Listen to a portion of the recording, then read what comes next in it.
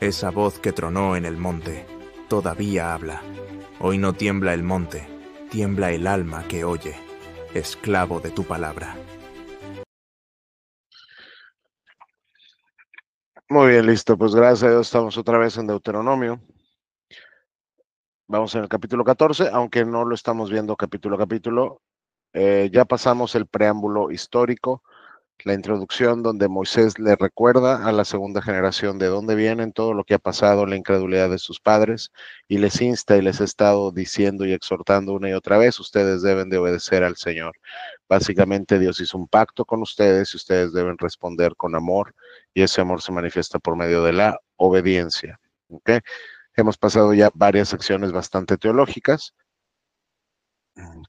y a continuación de los capítulos 12, que ya estamos en el 14, hasta el 26 aproximadamente, ya viene toda la parte de la repetición de la ley. Recuerden que Deuteronomio es Dios repitiéndole la ley a la segunda generación. Entonces, no vamos a ver mucho de acá porque esto ya lo vimos antes, aunque tampoco lo hemos visto versículo a versículo. Sin embargo, ya tenemos como una idea general de la ley que Dios le dio al pueblo de Israel. Y acá de los capítulos 12 al 26 es la parte legislativa de Deuteronomio, que tiene que ver con la repetición de la ley tanto civil como ceremonial. ¿Ok? Entonces, vamos a detenernos hoy un poco más adelante, pero pues aquí nos va a hablar otra vez sobre sobre los animales que los judíos tenían que considerar puros y los que tenían que considerar impuros. Esto ya lo vimos antes. No es porque estos animales como que te hicieran daño. Simplemente Dios quería que su pueblo no tuviera la misma dieta que los pueblos de alrededor, porque Dios no quería que su pueblo se mezclara con los pueblos de alrededor. ¿Ok? O sea, una y otra vez Dios ya le ha dicho a su pueblo que ellos deben ser santos, separados, diferentes del resto de los pueblos. Entonces eso lo van a poder, pues encontrar acá. Los diezmos, la liberación de deudas, ya lo hemos visto también. La liberación de los esclavos hebreos. Si tu hermano judío, o sea, gente de tu propio pueblo, hombre o mujer, se vende a ti como siervo, como esclavo, y te sirve por 6 años, el séptimo año deberás dejarlo en libertad. Dios te dejaba comprar esclavos de tu propio pueblo, pero solo por 6 años, y el séptimo año tú le tenías que dar su libertad. Nos vamos a dar cuenta cuando lleguemos a Jeremías que esto no lo hacían. Ellos los seguían teniendo como esclavos por más de 6 años, es decir, ellos encontraban la manera de violar la ley de Dios de la forma que fuera. ¿Ok? Entonces, esto es importante. Eh, el sacrificio de los machos de las primeras crías. Luego viene una sección sobre las fiestas, ya las hemos visto también, está la Pascua, y junto con la Pascua, el Festival de los Panes sin Levadura, el de la cosecha, el de las enramadas, que es cuando todos acampaban, digamos, ¿no? Pero nos vamos a enfocar un poco más en el capítulo 17 y 18, que aunque son parte de esta sección legislativa, no son meramente como normas y ya, sino son profundamente teológicos, ¿no? Entonces, en los capítulos 17 y 18 van a pasar tres cosas. Dios define, describe y da los mandatos que tienen que ver con el poder judicial, es decir, con la resolución de juicios, ¿ok? Con el poder del rey y con el poder del profeta o sacerdote y sacerdote, ¿ok? Entonces, el capítulo 17 y 18, al estar estableciendo estos oficios, digamos, ¿no? De rey, sacerdote y profeta, tipifica a Jesucristo porque Cristo tenía y Cristo tiene los tres oficios. Cristo es rey, Cristo es sacerdote, Cristo es profeta. ¿Ok? Y básicamente estos capítulos nos informan cómo debía la sociedad pactual de Israel, cómo administrarse estructuralmente bajo la autoridad de la palabra de Dios en el ejercicio de estas funciones. ¿Ok? Entonces comenzamos en el 17:1, dice, nunca sacrifiques al Señor tu Dios, ya sea tu ganado, tus ovejas o cabras que tengan algún defecto o enfermedad, porque Él detesta esa clase de ofrendas. Y aquí en este versículo que aparentemente nada tiene que ver con nosotros porque no sacrificamos nosotros nada, ya, porque Cristo ya fue el sacrificio que se necesitaba para el perdón de nuestros pecados. Nos damos cuenta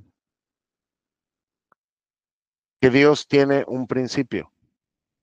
Cuando tú le das algo a Dios, cuando tú destinas algo para Dios, lo que Dios espera de ti es que le des lo mejor. No lo que te sobra, no lo que está enfermo.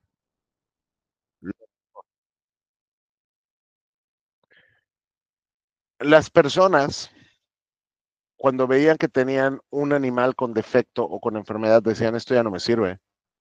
Entonces, o sea, básicamente esto lo tengo que tirar, esto no lo puedo vender, ¿quién me lo va a comprar? ¿No? O sea, es como mercancía que no sirve. Entonces, oye, si no sirve y no me va a servir para ganar dinero, pues mejor vamos a dársela a Dios como una ofrenda, ¿no? Este es un gran pecado, ¿no? Porque tú dices mucho de quién es Dios en función de lo que tú le das a Dios. Dios demanda de nosotros, y ya lo sabemos, Dios demanda de nosotros lo mejor, no por necesidad, porque ya sabemos que Dios no necesita nada de nosotros, sino por reverencia, porque Dios es así de digno y Dios está así de exaltado.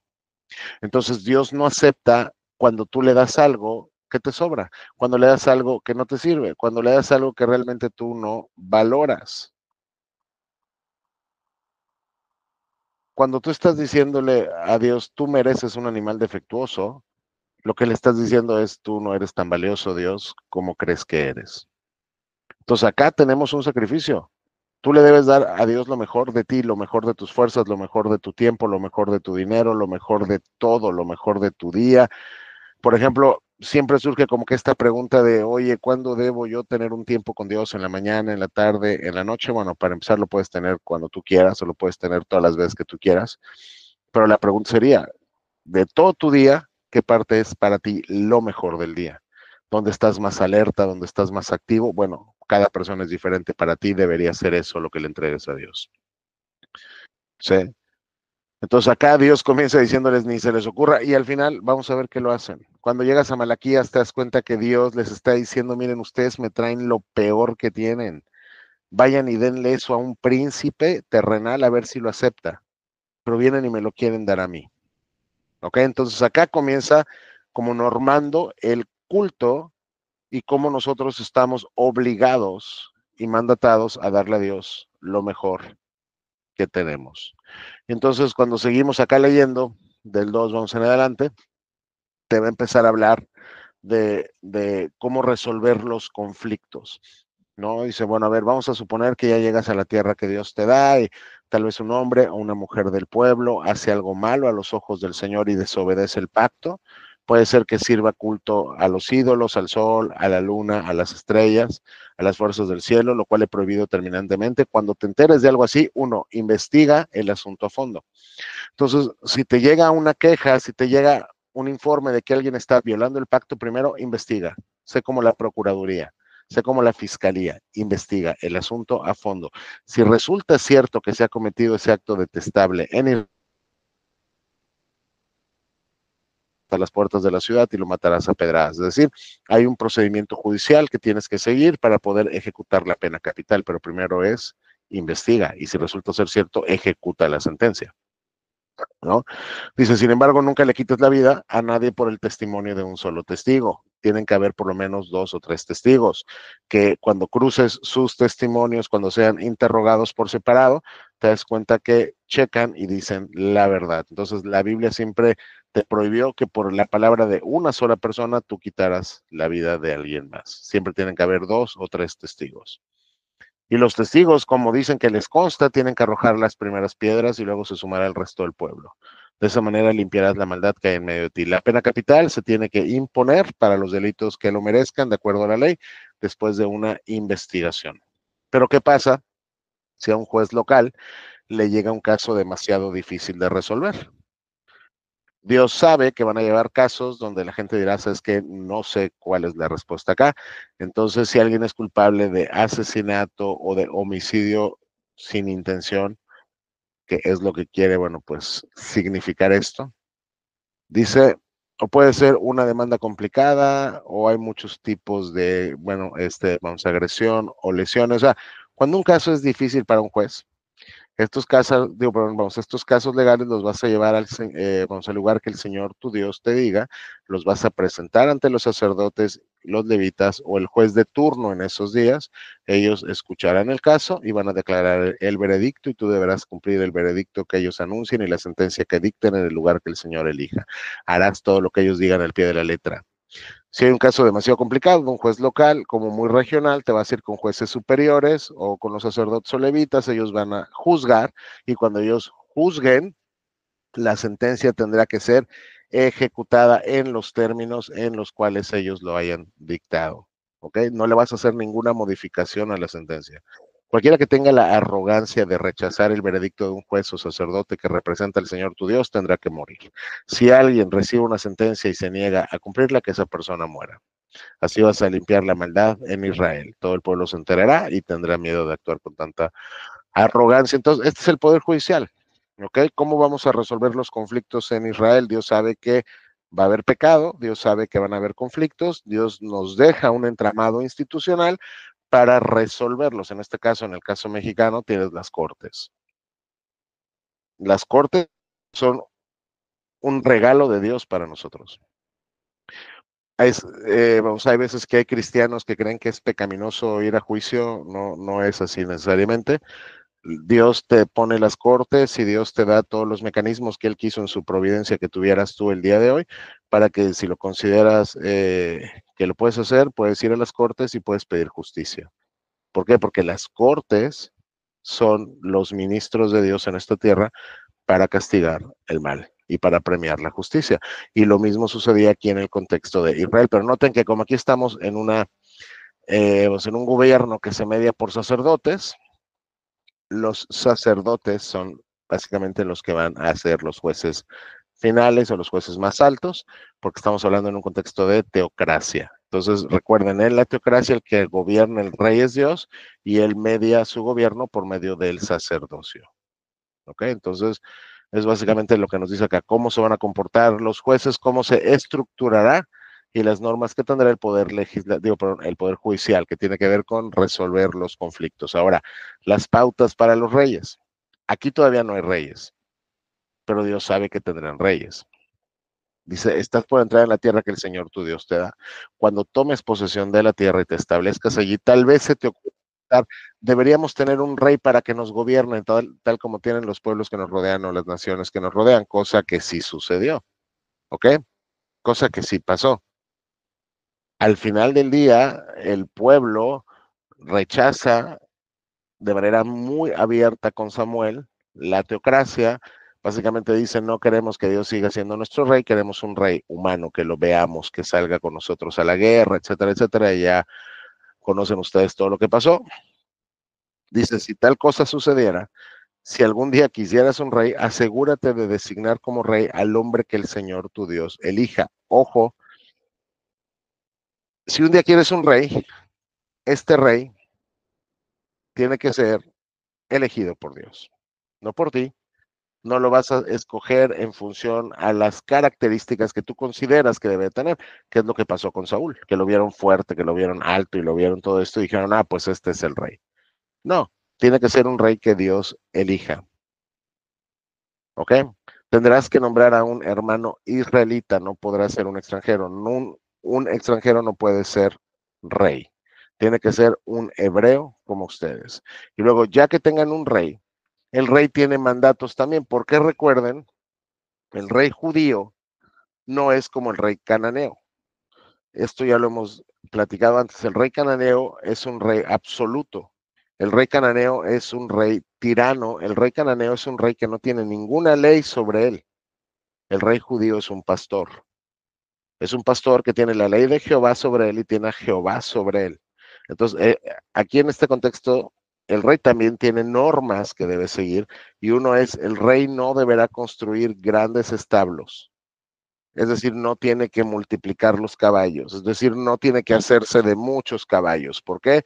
Porque entonces el rey básicamente dirá: Yo soy poderoso y gano las guerras por todos los caballos que tengo en mi ejército. Y dejará de darle la gloria a Dios, que es el que le da la victoria en cada una de sus batallas. Entonces no va a ser muchos establos, ni va a mandar a su gente, vamos a comprar caballos en Egipto, porque el Señor te ha dicho nunca vuelvas a Egipto. Entonces, lo primero es el rey no podrá multiplicar los caballos, es decir, no podrá tener muchos caballos, no tendrá que estar ansiando crecer su ejército. El rey no deberá tomar muchas esposas para sí, porque ellas apartarán su corazón del Señor. Segundo, el rey no deberá tomar muchas esposas. El rey no deberá ser polígamo. El rey no deberá rodearse de muchas mujeres. ¿Y cuál es la razón que el texto da? ¿Cuál es la razón del por qué no deberá tomar muchas esposas?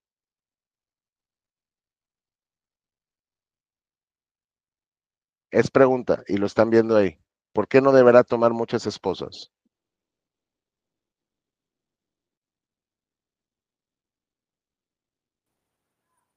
¿Por qué no debe tomar muchas esposas? Preguntó. Sí, digo, está clarísimo ahí en el texto. El rey no deberá tomar muchas esposas para sí. ¿Por qué?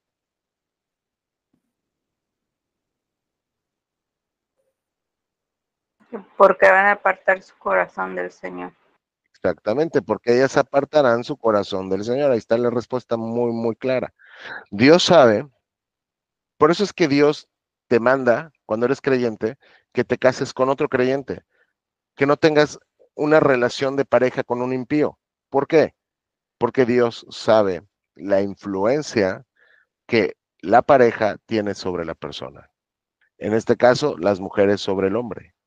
Entonces, si el rey toma muchas esposas, estas muchas esposas se van a encargar de apartar su corazón de él. Tampoco deberá acumular para sí grandes cantidades de oro y plata. Tres prohibiciones. Entonces, ¿qué no puede hacer el rey? Y está dado por Dios desde antes que haya un rey. El rey no puede comprar muchos caballos ni multiplicar los caballos. El rey no puede tener muchas esposas y el rey no puede acumular para él mismo grandes cantidades de oro de plata, o sea, enriquecerse en sobremanera. Cuando ustedes están leyendo Reyes y cuando ustedes están ya en la narrativa que tiene que ver con el reino, una vez que se instaure el reino, cada vez que el escritor les diga, y entonces el rey tomó caballos, les está diciendo algo. Porque el escritor quiere que si tú eres una persona que conoces la ley, digas, ok, lo que me está diciendo es que este ya es un mal rey. Para una persona que no ha estudiado con detenimiento, dice, pues dice que caballos, pues está bien caballos. No, no, no. El autor te está diciendo algo. Cuando te enfatiza y se hizo de mucha plata y de mucho oro, el autor te está diciendo, sin decírtelo, de manera textual, el rey está violando el pacto. ¿En qué rey pueden pensar ustedes que violó todos estos puntos? Que la Biblia es muy, muy clara que nos dice, y tomó esto, y tomó esto, y tomó esto. ¿Entre Salomón o Saúl? Bien, con Salomón. Sí. Bien, bien, bien. Sí, sí, sí. Sí, Pues Salomón, claro. El hombre más sabio de la tierra, no fue tan sabio como para no romper el pacto. Todavía cuando llegas con David, él tomó muchas esposas también, ya lo violó. Y también pues tomó oro y todo, que luego desde luego él dio grandes ofrendas al templo, pero él por ejemplo todavía cuando empezaba su reinado, él conquistaba, tomaba los caballos del enemigo y les cortaba algo en el talón. O sea, él a propósito les cortaba algo en el talón, está ahí en el texto bíblico, porque al hacer eso, esos caballos ya no servían para la guerra. Entonces él, o sea, vamos, en ese punto por lo menos estaba siguiendo el tema de no voy a acumular caballos. Pero ¿qué tal esposas?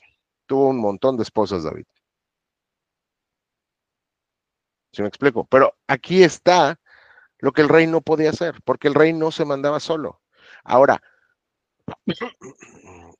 esto nos dice, como lo vimos ya ahorita, que la monarquía de Israel, la monarquía bíblica, el rey bíblico, no es una monarquía absoluta, sino al final es una teocracia. Tienes un rey humano, sí, pero el rey es Jehová. Y él está por encima del rey humano. Por eso es que no puedes hablar de una monarquía absoluta. Tienes que hablar de un pastor. Entonces, el papel del rey era guiar al pueblo hacia Dios. El rey es un vicario, digámoslo así, no es un soberano en la mente judía y en la ley de Dios. Los pueblos cananeos tenían puros reyes absolutos. Entonces, el corazón del rey debe estar sujeto a la palabra de Dios y nunca, digamos, elevado por el poder. O sea, el rey tiene que entender cuál es su papel en la tierra con el pueblo.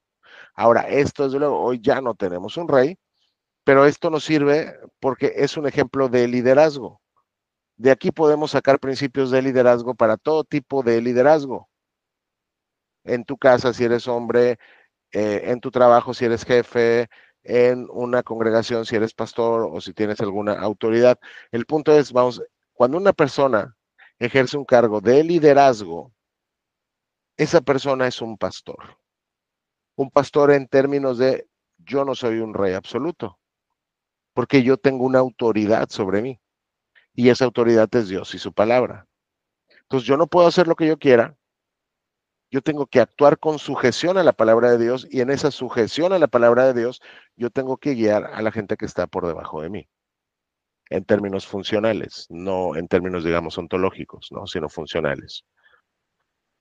Y luego dice, cuando se siente en el trono a reinar, ya nos dijo lo que no debe hacer. Luego, cuando el rey se siente en el trono a reinar, deberá producir una copia de este conjunto de instrucciones en un rollo en presencia de los sacerdotes levitas. El rey tenía que copiar su propio Pentateuco. Entonces, cuando el rey estaba en el trono, iban los levitas, le entregaban un rollo, le entregaban la Torá, y como niño de primaria le decían, ponte a copiar. Y el rey tenía que hacer su propia copia de la Torá, de los 5 textos de la Torá. O sea, tenía que empezar en Génesis 1:1 y ahí se iba copiando Génesis, Éxodo, Levítico, Números, Deuteronomio. Tendrá esa copia siempre consigo y la leerá todos los días de su vida. De esa manera aprenderá a temer al Señor su Dios al obedecer todas las condiciones de esta serie de instrucciones y decretos. La lectura diaria impedirá que se vuelva orgulloso y actúe como si fuera superior al resto de sus compatriotas, y también impedirá que se aparte de los mandatos en lo más mínimo. Además, será una garantía de que él y sus descendientes reinarán por muchas generaciones en Israel. ¿Qué tenía que hacer? Hazte tu copia del Pentateuco y todos los días la vas a tener y todos los días la vas a leer. Entonces, aquí también hay un principio.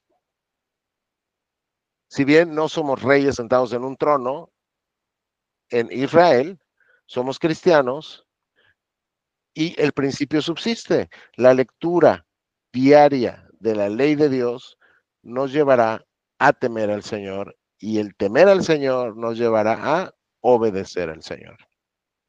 Entonces, el cristiano tiene que estar vinculado todos los días con la palabra de Dios. No cada tercer día, no una vez a la semana, porque recuerden, vamos, un liderazgo piadoso requiere sujeción a la Escritura.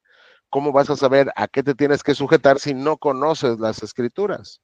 Porque ya sabemos que ninguna autoridad está por encima de la ley de Dios que está revelada en su palabra.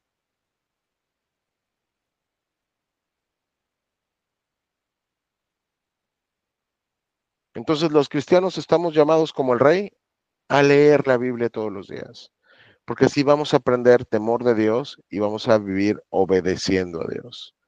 Porque noten, esta lectura diaria impedirá que se vuelva orgulloso. Esta lectura diaria te estorbará para el pecado.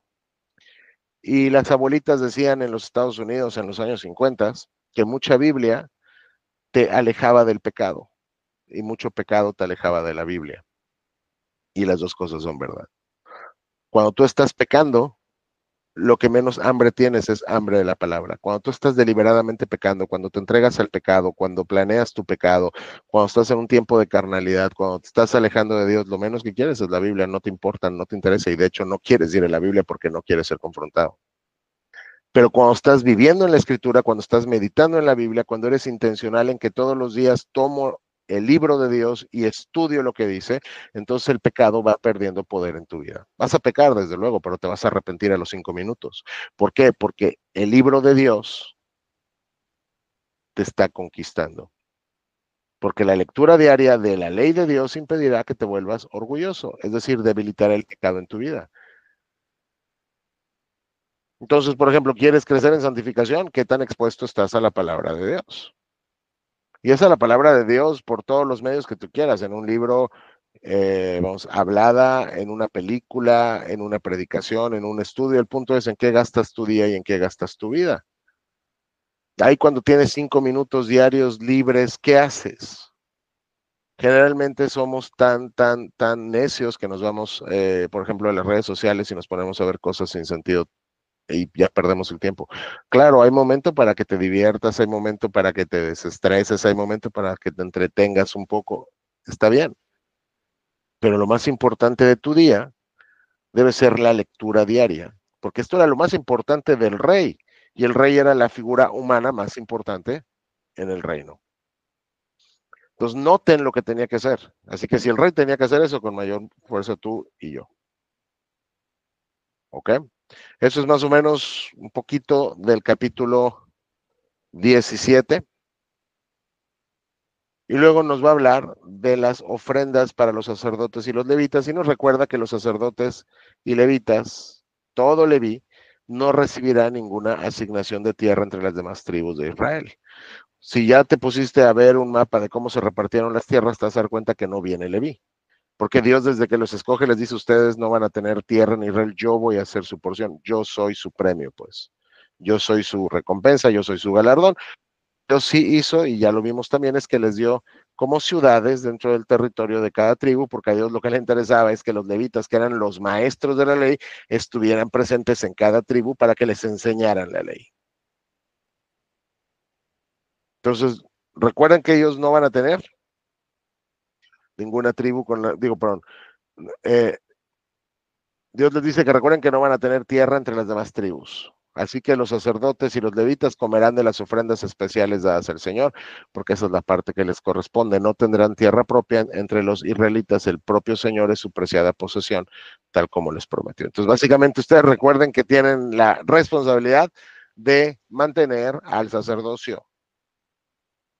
O sea, los sacerdotes no están para andar trabajando en otra cosa, ni los levitas. Ellos tienen una misión y su misión está enfocada en sus actividades culticas. Ellos los sirven a ustedes por medio de servir a Dios. Así que la responsabilidad que tienen ustedes es sostenerles. Y yo entiendo, hoy cada vez es más difícil por la economía y por muchas cosas, que una congregación le pague un sueldo a un pastor que sea lo suficiente como para que él solo se dedique a pastorear. Cuando es una iglesia lo suficientemente grande, sí se puede. Pero generalmente pues con las iglesias pequeñas que tenemos en México, vamos, en Latinoamérica, es complicado. Entonces cada vez más los pastores son bivocacionales, es decir, soy pastor, pero también soy tal cosa, ¿no? Y me tengo que dedicar a un trabajo entre semana porque no puedo vivir de lo que me dan, pues, ofrendas, pues, ¿no? Pero lo que Dios quiere, hasta donde sea posible, es que el pueblo de Dios sostenga a los que trabajan en el reino de Dios. Es lícito, es esperado. ¿Ok? Entonces aquí les dice, ustedes recuerden que los sacerdotes y levitas van a comer de sus ofrendas. Así que cuando tú presentabas ofrenda, una parte, y aquí te dice qué parte era de cada una, vamos, y lo dijo también ya, vamos, en Levítico ya lo vimos, qué parte de cada una es la que se le tiene que quedar al que está presentando la ofrenda. ¿Ok? Porque era nuestra, bueno, no es nuestra, sino del pueblo, era la responsabilidad del pueblo judío el mantener a su liderazgo espiritual. Y era responsabilidad del liderazgo espiritual ejercer las funciones de liderazgo espiritual de acuerdo a la ley de Dios. Ustedes también recuerdan que Levítico, ya lo vimos, es básicamente el manual de los sacerdotes. Entonces ellos no podían hacer lo que querían. Tienes a 2 sacerdotes que quisieron hacer lo que querían y en algo fallaron y algo no presentaron como tenían que presentar. ¿Y qué pasó con ellos? Dios los fulminó, los carbonizó, se quemaron, se murieron en el acto. ¿Quiénes fueron? Les pregunta, ¿quiénes fueron? Los hijos de Aarón. Los hijos de Aarón, cuando se inaugura, digamos, el tabernáculo, con Nadab y su otro hijo, Abiú. ¿Ok? Que llegan con Dios, vamos, y le ofrecen un fuego extraño que él no pidió, y de repente sale fuego del tabernáculo y los achicharra. ¿Por qué? Porque al final del día Dios está diciendo, a mí no me van a tratar como ustedes quieran. Yo regulo mi adoración. O sea, no es como que tú te vas a acercar a mí con las ideas que tú tengas. Yo te digo cómo te acercas a mí, yo te digo cuáles son los requisitos para acercarte a mí y entonces tú te acercas de esa manera. ¿Ok? Cuando entres a la tierra que el Señor tu Dios te da, ten mucho cuidado de no imitar las costumbres detestables de las naciones que viven allí. Vas a entrar en la tierra, no hagas lo que ellos hacen. Por eso es que Dios les había dicho, tienes que sacarlos a todos del territorio, tienes que matarlos a todos, no hagas pactos con nadie, extermínalos, no los quiero cerca de ti, porque Dios sabe la influencia que el mundo, por decirlo de una manera, tiene sobre el cristiano. Esto te lo dice Dios a ti y también a mí. No imites las costumbres detestables de las naciones que viven allí. No quieras ser como el mundo. No quieras vivir como el mundo. No quieras vestirte como el mundo. No quieras escuchar lo que el mundo escucha. No quieras ver lo que el mundo ve. No hables como habla el mundo. No imites los valores del mundo, etcétera, etcétera, etcétera. Porque son detestables y no lo hagas. Por eso es que es tan triste cuando una iglesia se reestructura de tal manera que quiere parecerse al mundo para que entonces el mundo la encuentre relevante y diga, mira qué padres son en esta iglesia, son casi como el mundo.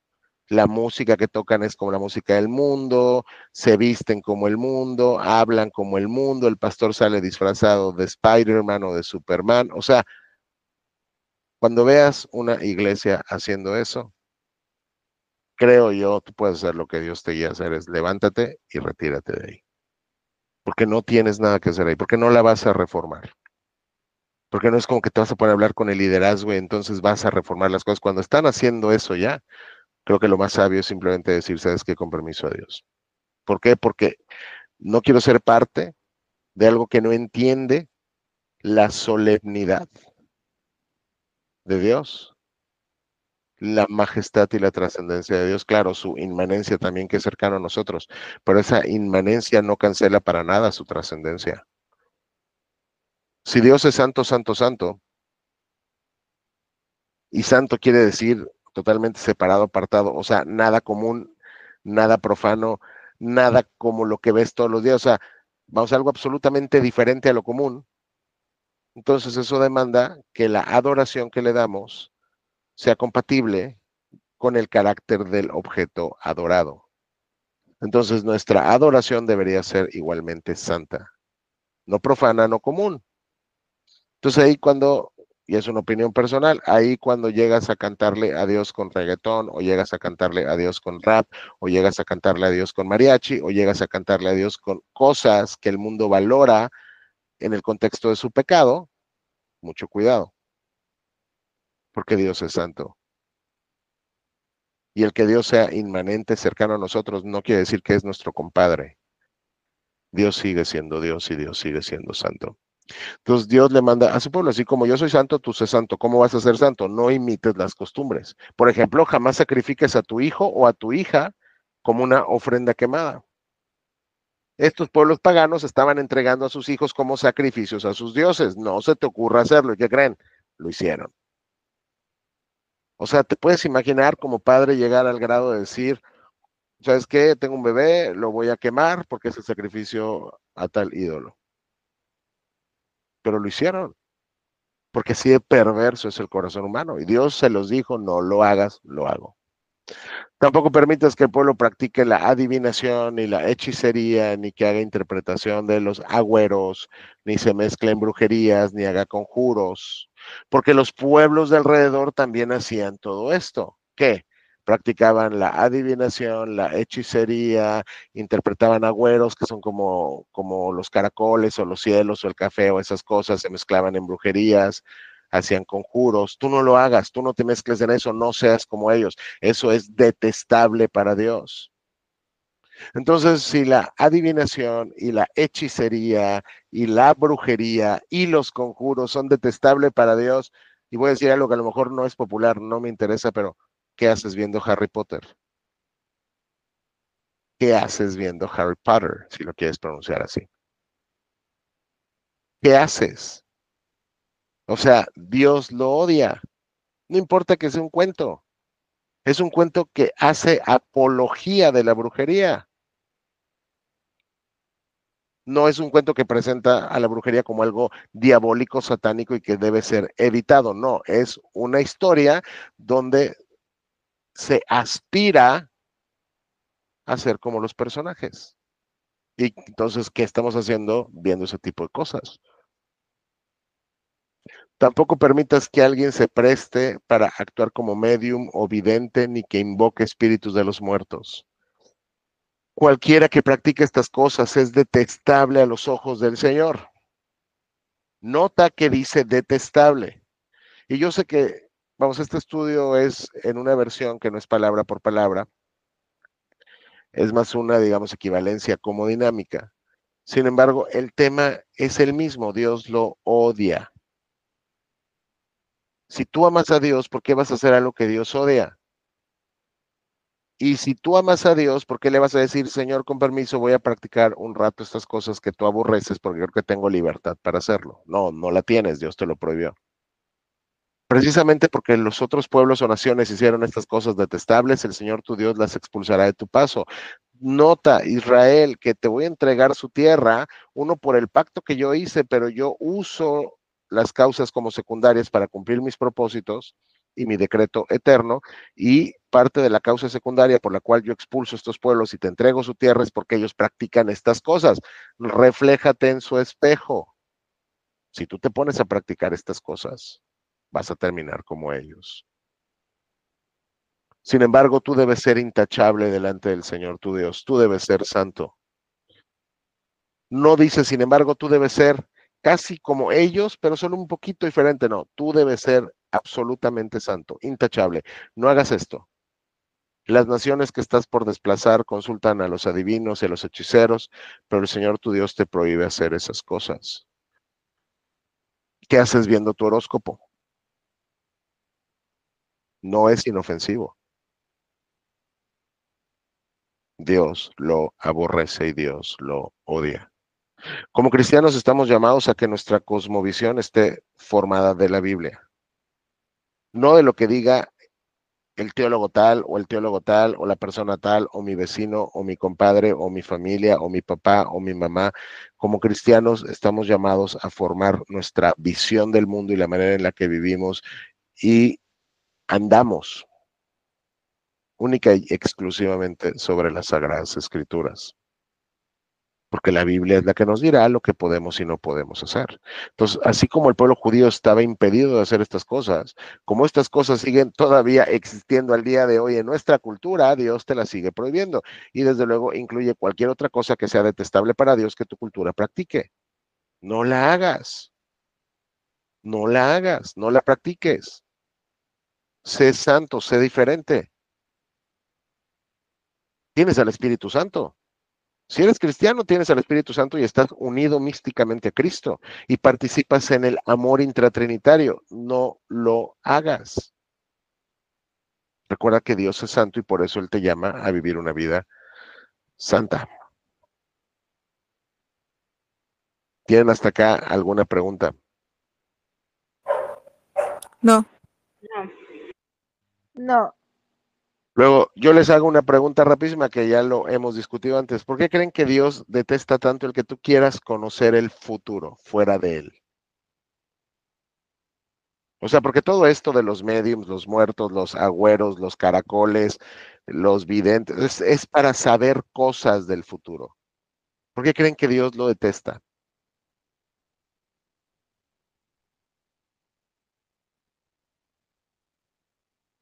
Es pregunta. ¿Por qué creen que Dios lo detesta? No, o sea, el que quieras conocer el futuro refleja que no confías en Dios, en su soberanía. Exactamente, justo eso. El que tú estés afanado con conocer el futuro es que no estás confiando en el control soberano absoluto de Dios, ni en su providencia, ni en su cuidado, ni en su amor, ni en su bondad.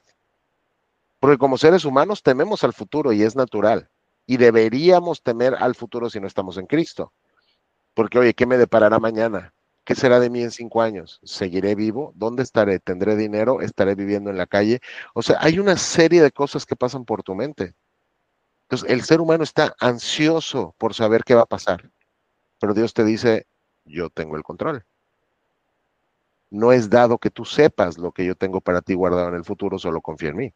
Por eso es que Dios aborrece que tú quieras brincarte a Dios para tratar de saber lo que Dios no ha determinado que tú sepas. ¿Cómo nos damos cuenta tú y yo de qué, o sea, de cuál es el decreto de Dios en algo conforme va sucediendo? Cuando algo sucede es porque Dios así lo decretó, se acabó, no hay más. Entonces Dios nos deja irnos enterando del sentido de su decreto, digo, en la medida en que las cosas van pasando. Entonces, como la Biblia no reconoce un poder como neutral, sino el único poder que existe es el de Dios, y todo lo que quiera ir contra su naturaleza es del diablo o del enemigo, Dios te manda que te quites de participar en estas cosas. Y llegamos al versículo 15. Moisés sigue diciendo, el Señor su Dios les levantará un profeta como yo de entre sus hermanos israelitas. A él tendrán que escucharlo. Y esta es una profecía absolutamente de las más importantes con respecto a Jesucristo en el Pentateuco. Esto es Cristo. Moisés él está prediciendo, inspirado por el Espíritu Santo, que alguien como él va a ser levantado como profeta de entre sus hermanos, a él lo tienen que escuchar. ¿A qué se refiere como él? De lo poco que ya conocemos de Moisés, cómo ha funcionado él con el pueblo y Dios, más o menos a qué creen que se refiere cuando dice como yo.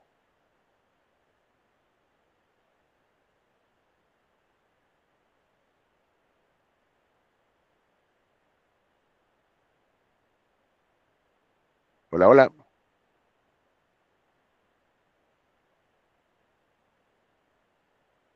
¿Cómo fue? Ok, cuando Moisés dice, el Señor su Dios les levantará un profeta como yo, él se pone como ejemplo de este profeta que Dios levantará, que este es Cristo, de entre sus hermanos israelitas, a él lo tienen que escuchar. Cuando Moisés dice que va a ser un profeta como él, ¿a qué se refiere? Porque profetas después de él nos vieron un montón, pero no fueron como él.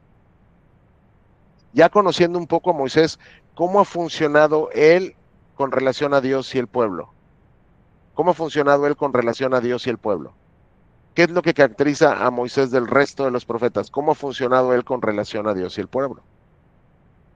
¿Qué pasa cuando el pueblo peca y Dios dice, espérate, quítate, los voy a destruir? ¿Qué es lo que hace Moisés? Que es como mediador. Exactamente, esa es la palabra clave y operativa que estamos buscando acá. Él está funcionando como un mediador. Él tiene una autoridad mediadora entre Dios y el pueblo. Los otros profetas no. Ahora, va a ser un profeta como yo. Va a ser un profeta que cuando Dios dice voy a destruir al pueblo, yo intercedo por este pueblo y estoy mediando por el pueblo. Y sobre todo también un profeta como yo. ¿Quién es el que liberó al pueblo de la esclavitud en Egipto? Dios, bueno, claro que fue Dios, pero por medio de Moisés. Entonces el pueblo judío entiende que su redención vino ¿por quién?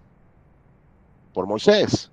Entonces, este profeta como yo, o sea, fíjense bien, va a tener como tintes de mediador y va a ejecutar una obra de redención. ¿En quién se cumple eso? En Jesucristo. Noten como Moisés es entonces un tipo de Cristo y Cristo es el antitipo. Noten cómo el Antiguo Testamento prefigura a Cristo. ¿Dónde lo prefigura? Vamos, aquí con Moisés, porque es un hombre que está haciendo las veces de el mediador, que aparte efectuó por conducto de Dios, desde luego, una obra de redención. Y eso mismo es lo que Cristo venía a hacer. Ahora, Dios les levantará un profeta como yo de entre sus hermanos israelitas. Va a ser un judío. A él tendrán que escucharlo. Pregunta, ¿lo escucharon? No. Todo lo que Dios les dijo que no hicieran, lo hicieron. Todo lo que Dios les dijo que hicieran, no lo hicieron. Y nosotros no somos tan diferentes. Pues eso fue lo que ustedes le pidieron al Señor su Dios cuando estaban reunidos al pie del monte Sinaí. Dijeron, no queremos oír nunca más la voz del Señor nuestro Dios, ni ver este fuego ardiente porque moriremos. Entonces el Señor me dijo, lo que el pueblo dice es cierto, levantaré un profeta como tú, de entre sus hermanos de Israel, pondré mis palabras en su boca y él dirá al pueblo todo lo que yo le ordene. Yo mismo trataré con cualquiera que no preste atención a los mensajes que el profeta proclame en mi nombre. Todo profeta que falsamente afirme hablar en mi nombre o hable en nombre de otro Dios tendrá que morir. Pero noten acá, en el 18, levantaré un profeta como tú, que ejecutó una obra de redención y que está funcionando como mediador de entre ellos. Yo pondré mis palabras en su boca y él dirá al pueblo todo lo que yo le ordene. Él será el logos de Dios. Él será la manifestación externa de las palabras de Dios. O él será, como lo traduce la Reina Valera, el verbo de Dios. Pregunta, ¿en quién se cumple esto? En Jesús. En Jesús. Pero vean desde dónde ya está profetizado. Bueno, digo, está desde Génesis 3:15. Pero noten con qué claridad, con qué, o sea, vamos, con qué como concreción. Cuando Juan te dice que el verbo de Dios, tú deberías de remitirte a este pasaje. Él es la manifestación externa de las palabras de Dios. Él es el logos de Dios. Él es la palabra de Dios. Por eso aquí estamos en Deuteronomio 18:18, no perdamos el lugar. Juan 1 dice, en el principio la palabra ya existía. La palabra ya existía. Pondré mis palabras en su boca. Él es la palabra encarnada de Dios. Punto. Cristo es la palabra encarnada, el verbo encarnado, el logos encarnado de Dios y está profetizado desde Deuteronomio. Y él le manifestará al pueblo, él le expresará al pueblo cuál sea mi voluntad. Y ahora yo mismo trataré con cualquiera que no presta atención a los mensajes que el profeta, este profeta en particular, proclame en mi nombre. Si tú no escuchas al profeta que levantaré, te las vas a ver conmigo.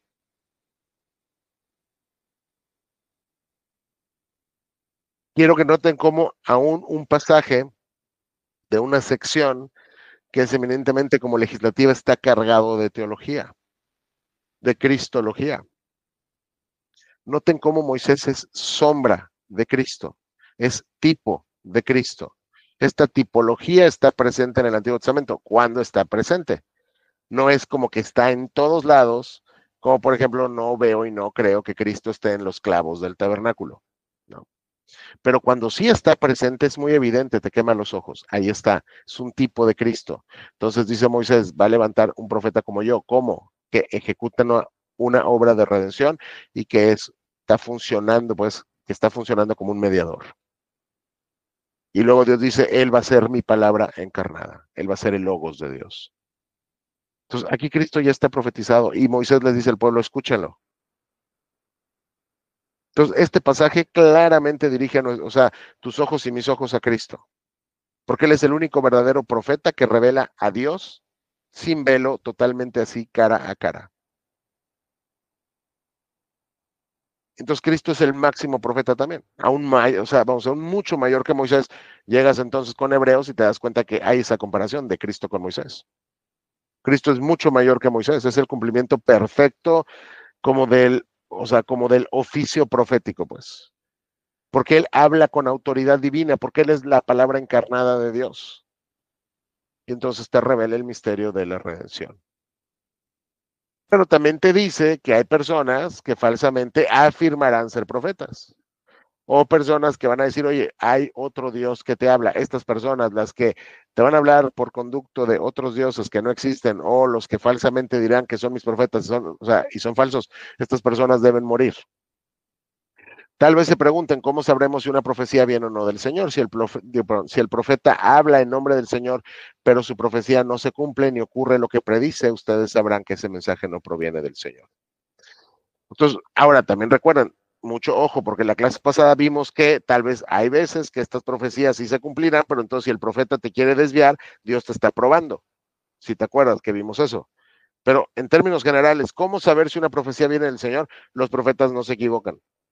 Los profetas no se equivocan, porque no es o sea, no es el profeta, sino hablan de parte de Dios.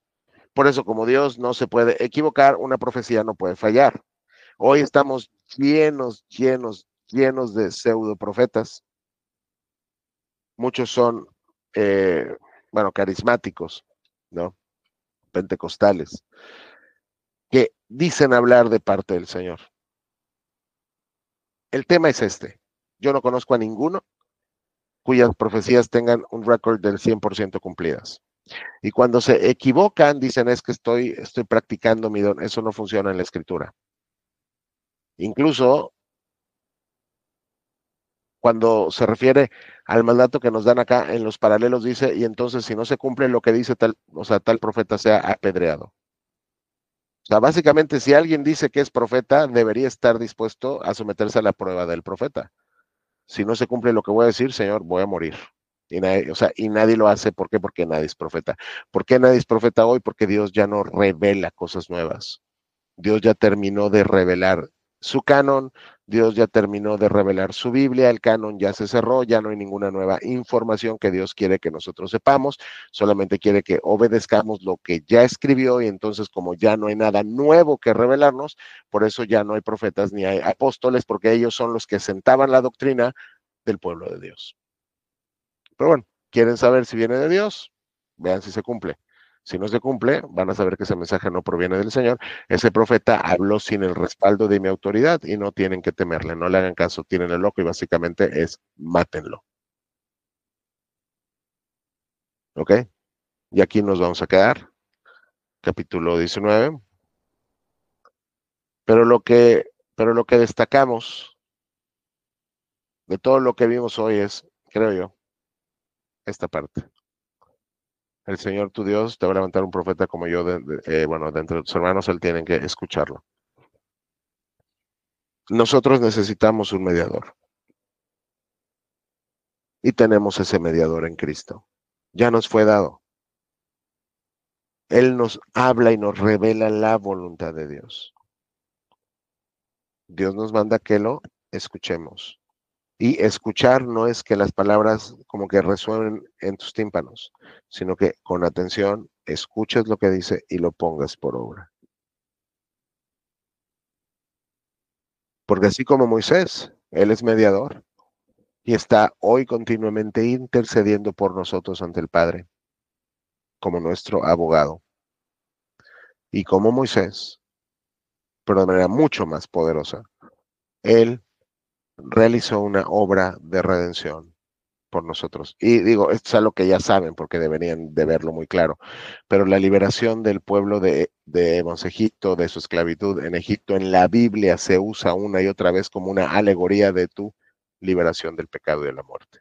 Digo, y así se usa, o sea, eso es más que claro que es un tipo, porque se usa de esa manera. Entonces, el tipo de Moisés que sacó al tipo del pueblo de Dios, del tipo de Egipto, en realidad estaba apuntando como un letrero que señalaba a la sustancia que es Cristo, que libera al pueblo de Dios verdadero, que somos los que creemos en él, de la esclavitud del Egipto, del pecado y de la muerte. Y gracias a Dios por darnos tan inmerecida y tan grande bendición. Entonces, ¿tienen alguna pregunta? No, No. Muy bien, así que vamos a terminar con esto, nada más, enfatizando, porque creo que es bueno que lo empezamos a hacer. ¿Qué podemos concluir de la clase de hoy? Desde todo lo que vimos. Primero, por ejemplo, en el tema de los reyes, ¿no? Eso hay un principio ahí. ¿Cuál es el principio que está ahí que lo platicamos? Toda autoridad debe someterse a las escrituras. No hay autoridad por encima de las escrituras, no hay nadie que sea un déspota en el sentido de un rey absoluto, no. ¿Ok? Luego, el ministerio, porque esto lo vimos ahí con los sacerdotes, con los levitas, es una vocación dada por Dios, que tiene sus implicaciones. Y parte de esas implicaciones es que sea fiel en el ejercicio de lo que Dios le mandó y que su pueblo, que el pueblo de Dios esté dispuesto a sostener a sus ministros. También vimos, por ejemplo, que aquí en estos capítulos 17 y 18 se tratan los temas sobre rey, sobre profeta, sobre sacerdote. Vimos que tipifican a Cristo porque Él es el verdadero rey que cumple la ley, no como los reyes terrenales que no la cumplieron. Cristo sí la cumplió. El único sacerdote que, a diferencia de los sacerdotes humanos, dice, digamos, Hebreos, Él sí ofrece el sacrificio perfecto, y el único profeta que revela a Dios de una manera tan clara. Entonces, hoy como cristianos, si bien entendemos que ya no hay profetas, tenemos que aprender a discernir la voz de Cristo. Y la voz de Cristo solo la encontramos en las Escrituras. Y al final, si discernimos la voz de Cristo en las Escrituras, como nos dijo el mensaje de tienes que leerla todos los días, estar ahí atento para que temas a Dios y entonces le puedas obedecer, vamos a aprender a vivir como ciudadanos del reino al que pertenecemos ya hoy, que sirven a Dios con temor reverente. ¿Ok? Entonces, creo que son buenas conclusiones para el estudio de hoy y no hay dudas, preguntas ni nada. Entonces, acá voy a detener la grabación un momento, por favor.